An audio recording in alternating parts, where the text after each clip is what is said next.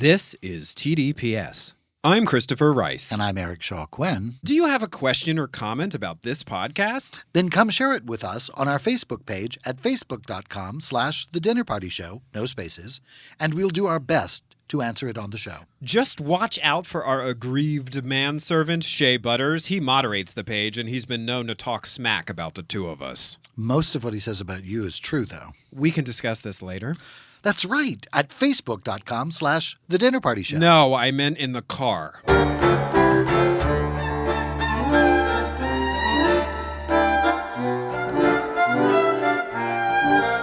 Hi, I'm Christopher Rice. And I'm Eric Shaw Quinn. And you're listening to TDPS Presents Christopher. And Eric. Now that we've got all of our post-lunch belching out of the way. We'll see. We'll see. No promises. No Right? promises about that. We were just telling a story because we were bantering, which is something that happens here before the mics roll. We were bantering. In fact, it really pretty much happens all the time. Absolutely. You guys just hear an hour of it every so often, but it's kind of an ongoing thing. Soupy sales. Are you going to tell the soupy sales story? I can if you want me to. I want you to tell the soupy sales story. Why is that? Because it's a funny story about microphones and doing Oh, radio okay. things. There was a comedian, a pretty famous comedian, and he had a children's show. Always a bad idea. Never really. It's one of those things where, having seen Soupy Sales as a comedian, I'm like, really, a children's show? That seems like an odd fit, but okay, sure. Yeah.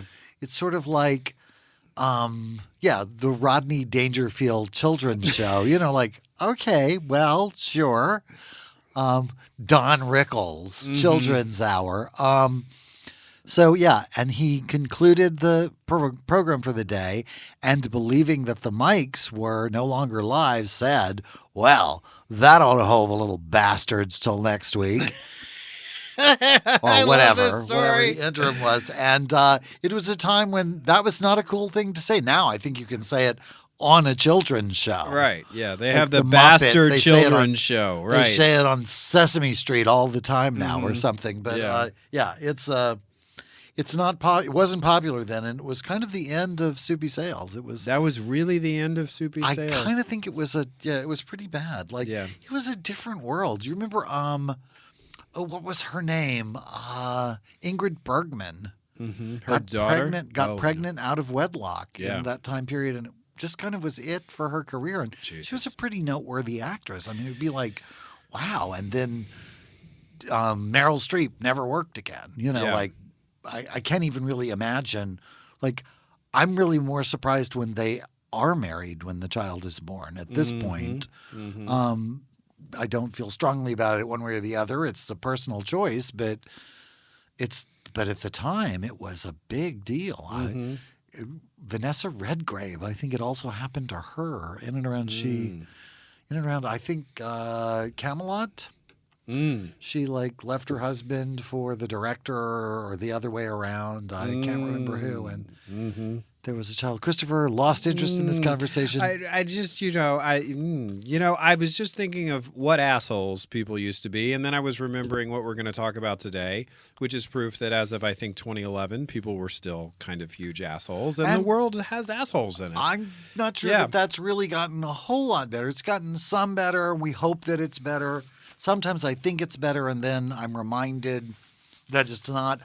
My favorite example was when President Obama was first elected, and everybody was so thrilled and excited, and we gay people in California were going to be subjected to Proposition Hate, which was actually taking away some of our civil rights. Court granted marriage rights to gay people were taken away by Proposition 8. That's correct. And it kind of licked the rat off our candy. It was hard to be as excited as the rest of the country for this wonderful moment because, and your neighbors, they still hate you. Yeah. And don't want you to have equal rights. Absolutely. It was not happy. So we're going to kind of go back to that time period today as part of our Pride Month celebration, but we think part of Pride Month is about recognizing where we have been and where we have come from as a community. And about what the struggle is still about in many ways. This is technically an installment of Christopher and Eric's True Crime TV Club. we're not going to talk about a murder today. We're not going to talk about a kidnapping or a child abduction. But we are going to talk about a series of things that kind of feel like a crime to us. They were not a crime when they happened, but they would be today. Spoiler alert. Well, it kind of questions what a crime really is. Yeah. You know, and you hear this and it's like, yeah, that sounds like a crime to me, or at least it does to me. I hope that you will feel similarly. The documentary we are going to discuss is called Bridegroom. It's available to stream on Amazon Prime and a bunch of other platforms. We want to give our usual disclaimer that True Crime TV Club can be enjoyed by people who have not watched the documentary. Our job is to serve it up for you in such steaming detail that you will walk away feeling as if you did see it. Steaming. I don't know why I say steaming. I don't know. It feels more appropriate when we're doing trashy, craptacular murder shows, Yeah. and I think today it feels a little off because this is way more serious. Maybe that's it. But yeah, steaming is like, that Yeah. seems almost a little derisive. Okay, so I'll move past steaming and into serious detail. Bridegroom, we gave you all that info. This documentary employs Eric Shaw Quinn's least favorite construction structurally, which is it starts with a big event and then it flashes backwards in time. Did that bother you here before we get into it? Well, I kind of was aware what we were getting into, so it didn't have kind of the same effect. Mm-hmm. It's a documentary. It was a documentary about something that I was aware of. Right. And so, no, I mean, I'm not sure that it would have worked otherwise. Mm-hmm. Yeah. Because, well, you'll tell the Let's story get and into then it. you'll see how it unfolds. But I just think that if you hadn't included that at the beginning, the significance of the rest of what they were going to tell you wouldn't really matter as much. Yeah. So we are in Los Angeles at the start of this documentary. We're seeing an apartment building, which I believe we later find out is in the Los Feliz area, which is kind of near Hollywood. Which is the way we say Los Feliz here in Los Angeles for reasons that I'm not sure of, but, you know, Anglicanized pronunciation. I mean, it's not Los Angeles either, so... But I wish it was so that you could say that Could you just say that once on each podcast? Los Angeles. Los Coming to you Angeles, live yes. from Los Angeles. It's like Chile. It's Right. like, so we're going to say Tejas and Mexico? No, we're not. So then let's just say Chile. Okay. So Okay. Back to the documentary at hand. We are introduced to two handsome young gay men. They are texting each other. I think we see some of the text messages. It's clear that one member of this couple, Tom, bridegroom, is going up to the roof of his apartment building. His boyfriend, Shane, says to him, "Please be careful." The next thing we hear, I think, is a 911 call from someone saying that there's been a terrible accident, that Tom has fallen off the roof of the apartment building. And then I think it's in that moment we cut into the past, and we are going into Shane's backstory, his youth essentially, in the small town of Kalispell, Montana, which is close to Glacier National Park. Right. We are being introduced to Shane's family. We're getting his personal history. His mom got divorced when he was young. His dad was a wrestler in college who loved hunting. Shane was clearly not a hunter. When he went on a hunting trip with his dad, he cried when his dad shot a deer. They said every time, so I think they tried it more than once. And he said, yeah, it was like Dad just shot Bambi. I just couldn't take it. And eventually, he stopped taking him hunting because it just wasn't working out for Shane. I think that was sort of my impression of his father was like, okay, this isn't going to work for you. And then they started on sports. And that didn't work either. But he tried everything. Right. He tried baseball in particular, but he wasn't any good at it. He was more interested in theater. That should set off certain, I don't want to call them alarm bells. That sounds homophobic, but that's a certain indication of a developing Possibly, person. although I would expect that the same 10% applies to athletes as applies to everybody else. I expect totally. 10% of athletes are also gay. So, I don't think that that's necessarily, but in Shane's case, because it wasn't in Tom's case, in Shane's case, he was not particularly gifted at sports and was more given to his theatrical side. In fourth grade, he tells his teachers that when he graduates, he is going to California. So he has already got his sights set on the West Coast. And I think ambitions of being an actor and a performer. Oh, yeah. But there's a little bit more road that they travel in his childhood before we get to that point. A particularly disturbing episode. He watches the movie Philadelphia with his mother. Well, it's interesting. He watches it by accident. His mother would he? put him. Apparently his mom would put him to bed, and he would wait a little bit, and then he would sneak back out and hide behind the chair that she sat in to watch the TV. So she hadn't actually intended for him to see Philadelphia. It was maybe a little more grown up than for him, and he saw this gay man dying from being gay. That was that was his takeaway. He was young enough that that's what seemed to him to be happening. Right. It is a result of being gay. He got purple sores on his body, and he got paler and wasted away and was dying, and he thought that was because he was gay. Yeah.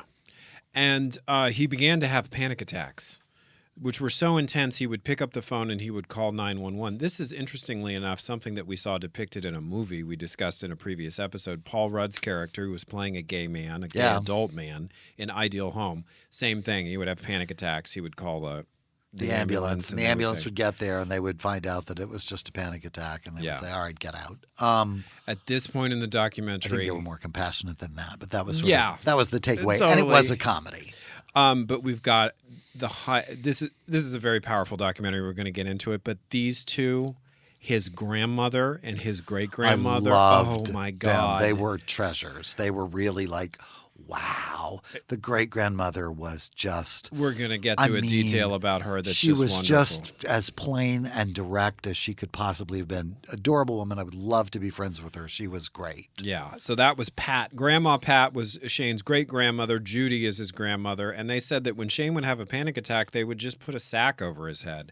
I don't actually think this is recommended anymore for hyperventilation. I think medical experts have come out against this, but I have no idea. The idea was that it, restricts that when you're panicking, you're taking in too much oxygen, and I think you're not letting any CO2 out. Right. So anyway, having more CO2, breathing in more CO2 actually is helpful to calm you down a little bit. And they were like, when he had one of these attacks at our house, we put a sack on him. He hated it, and we had to struggle with it. Right. We put a sack on his head, by God, because that's what you do.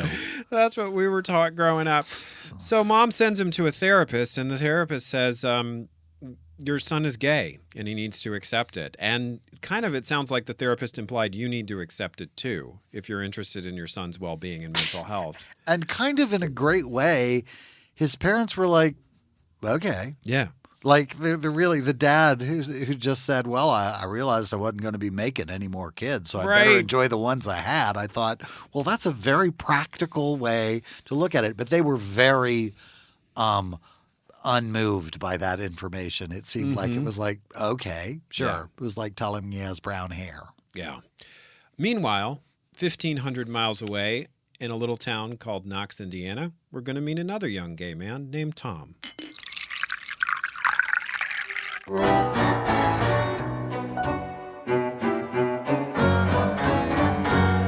I'm Christopher Rice. And I'm Eric Shaw Quinn. And Eric and I aren't just podcasters. And bitches. That's right. We're also authors, and you can buy all of our books at www.thedinnerpartyshow.com or tdps.tv and wherever ebooks are sold. At thedinnerpartyshow.com or tdps.tv, you can check out my Right Murder mystery series. Or sample my Burning Girl thrillers. The best part is, the more you buy our books, the less likely we'll end up filling the spot with an annoying ad for a napkin that counts your calories. The TDPS Network, alienating potential advertisers one promo at a time.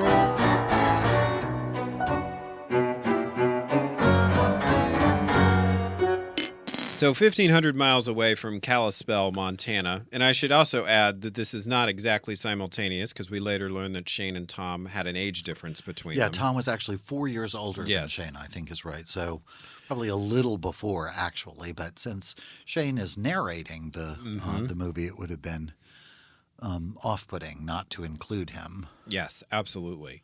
So we interview some people from Tom's past, and we learn that Tom was a popular kid who was described as having a lot of empathy. Tom's mother and father had children from previous marriages. Theirs was a blended family, but Tom was the only child in the family that was genetically related that they shared. Right. Yeah. Tom's dad is described as a simple blue-collar worker, foreshadowing. His mom took The key word being simple. Yeah.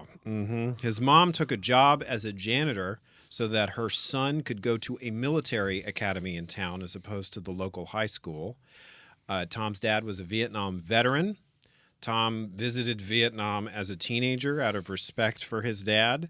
But ultimately, and this is a bit elliptical, Tom's outspokenness doesn't ultimately work for his father, in the words of one of Tom's friends from his background. We cut back to Montana, where Shane is growing up. This is a particularly disturbing part of a documentary with a lot of disturbing things in it. But he develops a crush on his friend Matt. Yeah, this one was really heartbreaking. He writes him a love letter. And they'd been friends for a really long time. Yeah. And he ends up getting a crush on him. At least. Right. And he sort of explains it in the letter. The letter is not, well, we'll get to what the letter said and didn't say because that becomes a bone of contention with the community. But they're the best friends, inseparable best friends. And Matt says, I'm not gay, but I'm willing to stay your friend. And then Matt's parents find the letter. And they make a huge issue out of it. They call Shane's parents. They confront him. They act as if the letter was inappropriate or sexually explicit, none of which apparently it was. And they begin to target Shane, essentially. Matt's parents are associated with a local church, I think, that everybody involved is a member of. They get Shane disinvited from a church field trip. It's just terrible. They get him barred from attending any sporting events at his high school. Oh, my God. Like, it's just, it is really pretty heavy duty persecution. It was ugly, but frankly, not that atypical. Like we are doing better now, amazingly better, but that's been it's the thing. You are not allowed to exist. Mm-hmm. That was the message to gay kids and to gay people until really recently. I mean, kind of shockingly recently. A guidance counselor at my high school told her stepson not to hang out with me because she thought I was gay.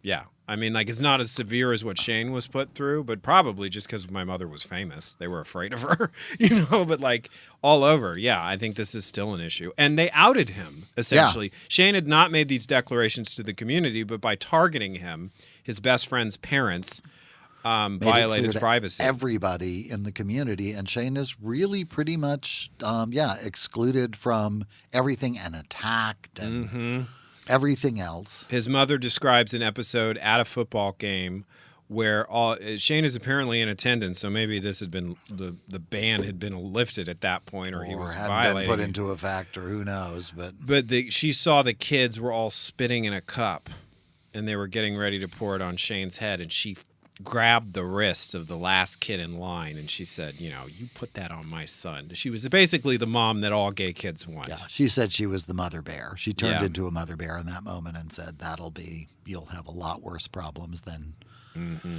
what you think if you pour that on my son's head. She was pretty unhappy about it. Shane has a breakdown. He stops going to school.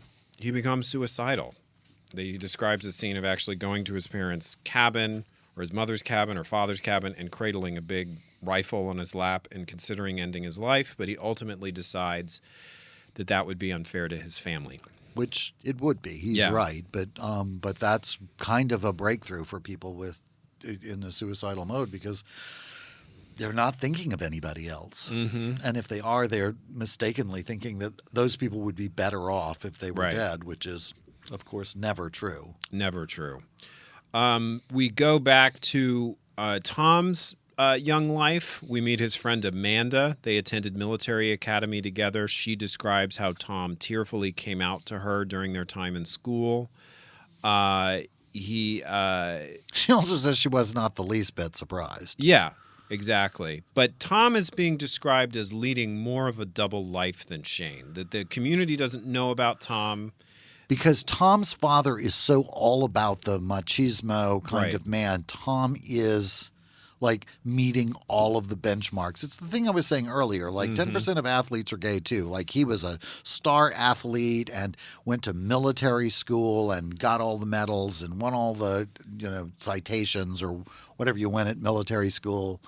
As you might well imagine, I did not go to military school. You read The Lords of Discipline by Pat Conroy, so you know something about the Citadel. I just realized that those people would have been in terrible trouble if I had gone to their school, because if anybody had talked to me that way, it would have been a lot worse than that book turned out. I think you would have stayed at that school, I just Eric. would not have put up with it. I don't think you would have Well, stayed. I can't even imagine I would have gone in the first place. But the point is, in this case, Tom did go as much to prove that he could and that he was that guy as not, because they said, if you gave him, he would clean your clock. He could beat you up. He was not going to be taken out by anybody else. He wasn't that guy. He was, he was all about singing and dancing and performing and as interested in being an actor as Shane was, but he was also more than capable of taking you down, of wrestling you to the ground. So we meet two friends of Tom's from later in life. Sasha, his classmate at Vassar College, is interviewed, and he describes in particular the contradiction between the Tom that he knows at college, who is sophisticated and loves classical music and is giving musical recitals, and the guy he has to be for his family, who's the stereotypically masculine military academy guy, as you just described. He's still that guy, and he's still,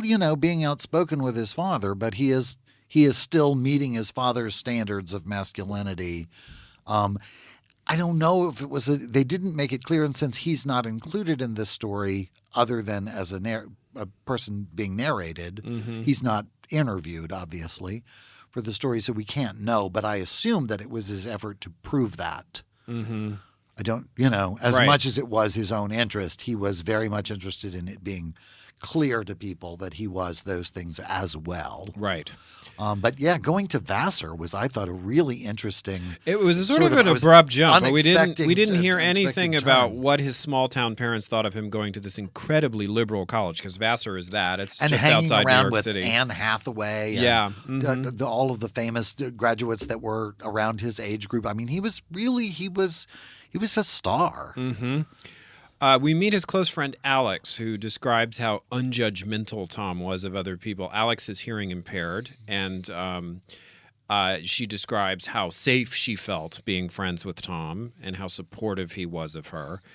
She says flat out Tom was worried his dad would kill him if he knew he was gay, if he didn't play this part. Or at least that's what she thought he was. I don't know that he actually said that to her, but Yeah. she said she felt like he was afraid that if he came out to his dad, he would kill him. We go back to Montana and back to Shane's story. In August of 2004, after graduating from high school, he gets a scholarship opportunity in town, and he turns it down because he really wants to go to Los Angeles. And this hurts his mom, but she also understands. And his grandmother says she knew he was going to be okay if he could just get to Hollywood. And be with other people like himself. Like, the thing that hurt his mom, she was clear about it, was not that he was going to California, but it's that he felt he couldn't stay there and actually go to the place that he'd gotten the scholarship, because it was so miserable for him, that he was so persecuted. He was not allowed to exist there. He really wasn't. We then meet a sort of new cast of characters that are a lot of grown-ups, really, adults, what looks like a lesbian couple and a gay couple who Shane either knew or met soon after he moved here, that helped him establish a life here in Los Angeles.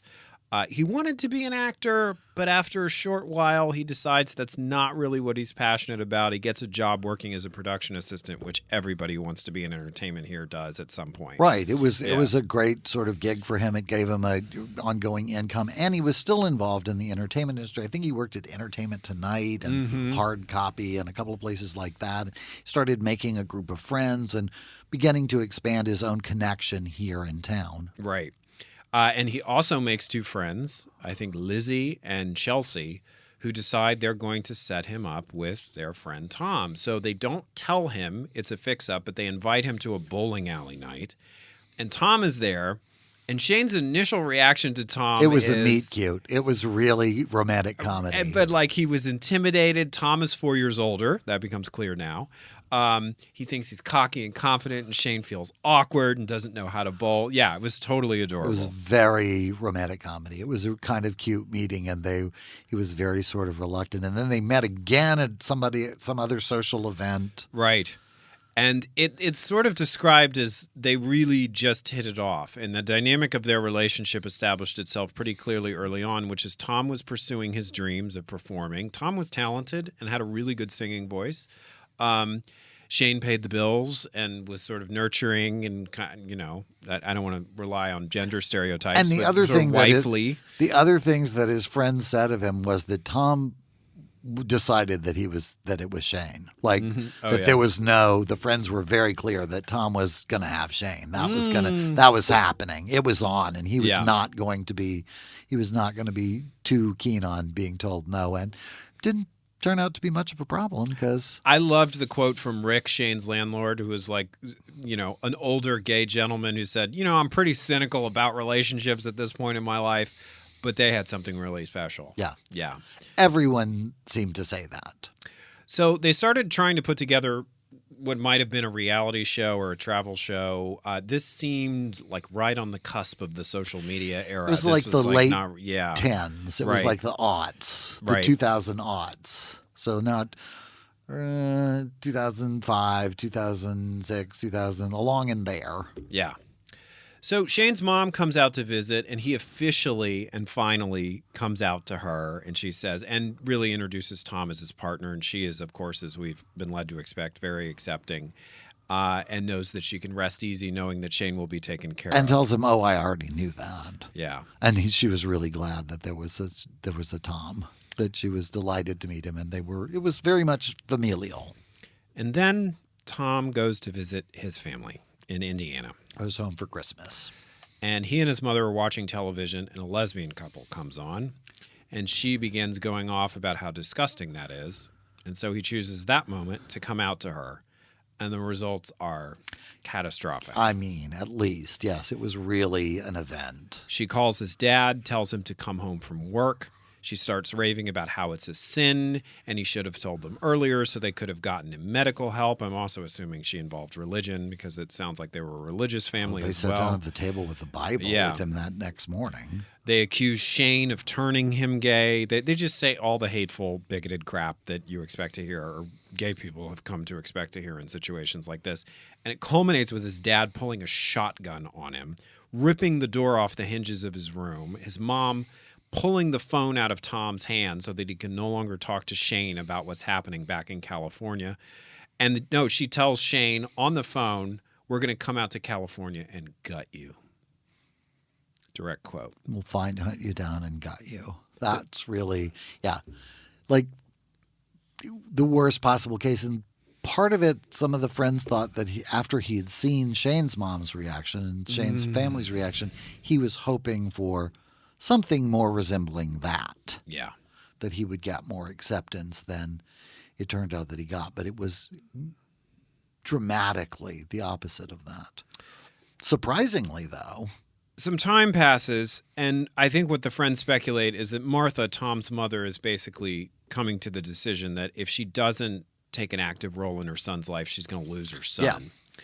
And which is true, and parents should bear that in mind because people are not going to choose you over having their own life. They're just not. Yeah. So she travels out to California to visit them, which sounds like it became kind of a regular thing. She would come out, she would stay in their apartment, she would sleep on the sofa, fully aware they were sleeping in the same bed together in the other room. In fact, she insisted on it. Yeah.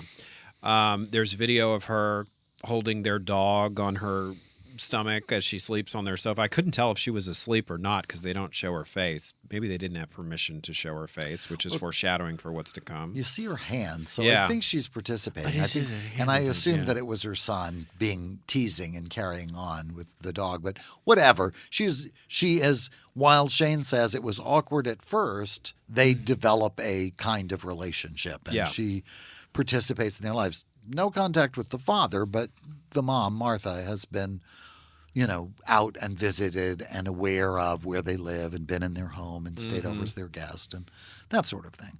They dream of traveling the world together, and they do a lot of traveling together, but they apparently do it on a very shoestring budget. They do not travel the way Eric Shaw Quinn travels.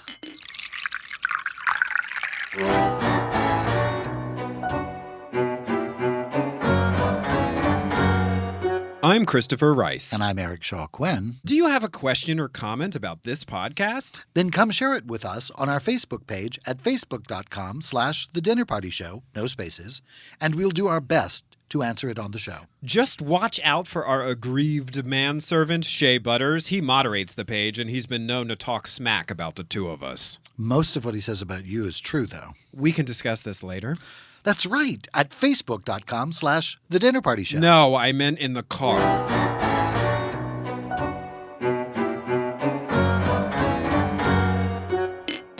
Shane takes Tom to Montana to meet his dad. And this was pretty funny.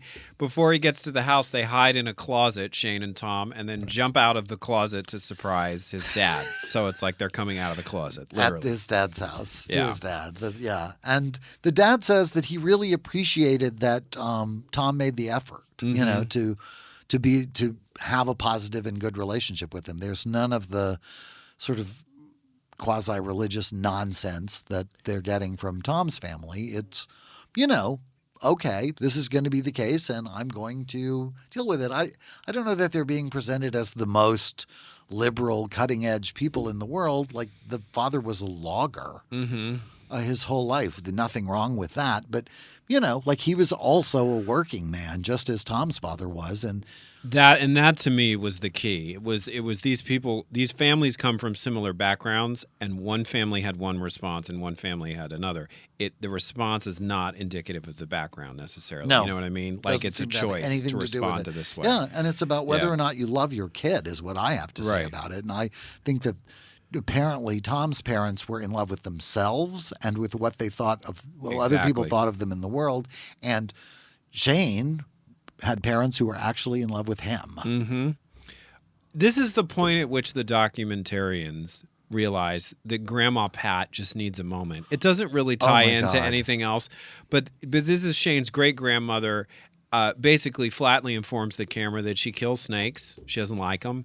And in one spring, she killed 40 snakes on her property. Yeah, every year she goes out and she just doesn't like snakes. She doesn't want them around the house. She doesn't want them around the She goes house. out, she also says that apparently he did this, but, you know, my memory's not what it used to be, so I have no recollection of that, but apparently that's what happened. He And I came was out like, to her, and she says, I don't remember it, but I accept him the way he is. right. She's not got any problems with it, but she doesn't remember the actual event, and it's no big deal for her. Like, they were just glad. But they also went to visit them, and Pat gets to be especially good friends with Tom. Absolutely.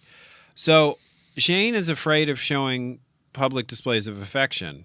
But they have made this decision to go and see all of the wonders of the world together. And they start. They've been to the pyramids, and they've been Right. to, and they make a trip to Paris, and they wind up in Paris in front of the Eiffel Tower. And it's just, you know, he'd just seen too many movies, and it had to be.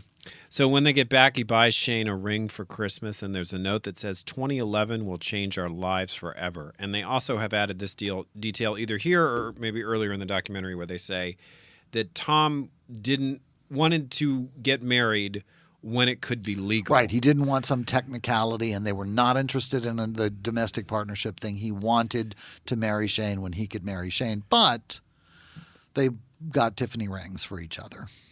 Exactly. The Wednesday, we're catching up to the opening of the documentary, which is a sort of sad and depressing thing because we know what happened at the beginning. The Wednesday before that event, he is recording a song with a friend of his called If I Fall. Did you catch that detail? I was like, Jesus. Title card on the screen, May 7th, 2011. We've arrived back at the opening. It is the morning that Tom was going over to his friend's apartment building to take pictures on the roof. They have a fight. They don't really tell us what the argument was about, but it is easily mended. And as the day wears on, they are texting each other sweet things.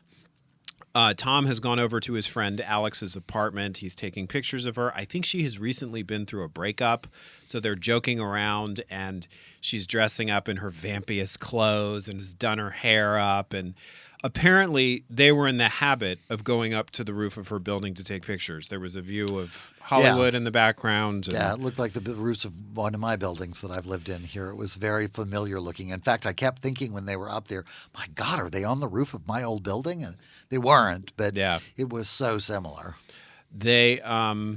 Shane says to Tom, stay away from the edge of the roof because, as we all know, you're kind of a klutz. Ha, ha, ha. They're up there. And he says, no, seriously, stay away from the edge of the roof. Don't get close to the edge. I don't want anything to happen to you. So Alex describes the scene in some detail and manages to stay pretty stoic about it until she reaches the end of the story. But she basically says she was near the edge of the roof and Tom was taking pictures of her. And he said, let's reverse. He liked the light better. He liked what was in the background better. It was nighttime, I think. They actually show the pictures from this photo shoot. Yeah. And he is backing up towards the edge of the roof. He starts to lose his balance. Alex says she thinks there's a moment where he's going to recover, and their eyes meet, and they both make funny faces at each other, and it's like, oh, what a... And then he goes over. He goes over the side, and he falls 4 stories. She runs all the way down, makes it to him, calls 911, but she can't do anything because she is hearing impaired. Right. So all she can do is make the call, but she's not able to hear the response on the other side. She says it takes 25 minutes for the ambulance to arrive there. By the time they get to the ER, Alex is hysterical, and she says she wished that she had been the one to fall because she knows how strong the love between Tom and Shane is, and she knows how devastating this is going to be to Shane. If that weren't enough, when Shane arrives at the hospital will not let him see Tom because he is not family. 2011. And there's some sense that the family has already become involved because Shane calls Martha to let her know that something has happened, and it starts to really wind up on the other end of the phone. His father is screaming. How much was he drinking? And what did you do? And right. They think that Shane is with him. And so Shane just gives his phone to the doctors, and the parents communicate directly with them. So I'm not unconvinced that they didn't also say nobody else is to see him until we get there. Given the rest of their behavior, that would seem like something they might have said because you bring somebody to the emergency room. I can't see, obviously you're not going to have the same privileges of family, but no, they were really hard and fast about it. The family, you can't see them until the family does. That was what they said. But some nurses decided they were going to break the rules, and they came and they got Shane and they said, we have been trying to make him look as well. I'm sorry, I'm skipping over the worst moment of it all, which is Tom dies. And it sounds like he dies shortly after arriving in the hospital. He fell 4 stories. I don't know how you survived. And was just in a terrible state. And it was devastating. And the part that was hardest for me was he dies alone. Yeah. Yeah. With Shane sitting in the waiting room. Shane could have been with him in that moment, and they deny him even that. Yeah. Because, it was the Windsor decision was still 2 years away. 2013 would be the Windsor decision that overturned DOMA. We are in 2011. And Tom has even gone on the record as saying he doesn't want them to try to get any sort of marriage agreement of any kind until it's totally legal, and it is not yet legal. So some nurses take pity on Shane, and they decide to bring him back, but they say to him, first, we wanted to try to make him look remotely presentable, which sounds like I think ultimately they weren't able to do because Shane describes Tom's face as being covered. Partially covered. Partially covered? Is that what he said? The side of his face is partially covered and whatever. It was probably pretty catastrophic, I would think. But they didn't want it to be more traumatizing. And one of the things that they had, because they were so reluctant, because Shane was so reluctant, I assume Tom indulged him, or maybe he was too, aside from that kiss at the Eiffel Tower. They were not big on shows of public affection. So they had devised a system where if they were, in front of other people and one of them wanted to say, I love you to the other one, they would tap on the table 3 times, or tap 3 times. And so Shane is there with him, alone in the room, and he really he can touch his leg, and he taps 3 last times, because that's as much as he can say. Yeah. Oh, boy. Shane's family flies to Los Angeles, and Shane and his dad talk about his sexuality for the first time, which I guess means, aside from jumping out of that closet with Tom, maybe there wasn't much else said about it directly. I guess not. It was not like it was an unusual detail, because it was like, well, he's already stayed at your house with his lover, so I'm not sure. There were a lot of moments like that in this documentary where timelines didn't quite sync up. I'm not really faulting the documentary, but it was like I've lost this thread. Yeah, people would refer to things as having happened, and I wasn't quite sure what they were talking about. I felt like that had already happened, but in any case, it was the first time they had really talked about it. Like, I can certainly understand that, even from my own experience of, while your parents may understand technically that you're gay, actually talking with you about it, asking if you're seeing anyone, or talking about the nature of the relationship. Yeah. I bet that's what they were talking about. I think that's really more true, because it was such an important moment for him. He had just lost the love of his life, and so I think that was why it might have engendered more conversation about it. But for whatever case, it drew his father closer to him. And then Martha shows up, Tom's mother. Well, at first that doesn't seem like it's such a bad thing. Right. But she is laser focused on Tom's belongings in the apartment, right? She's going through drawers. She wants access to his computer. She's asking about bank accounts. She is, and Shane is trying to be as agreeable and as accommodating as he can be given the situation. But she is also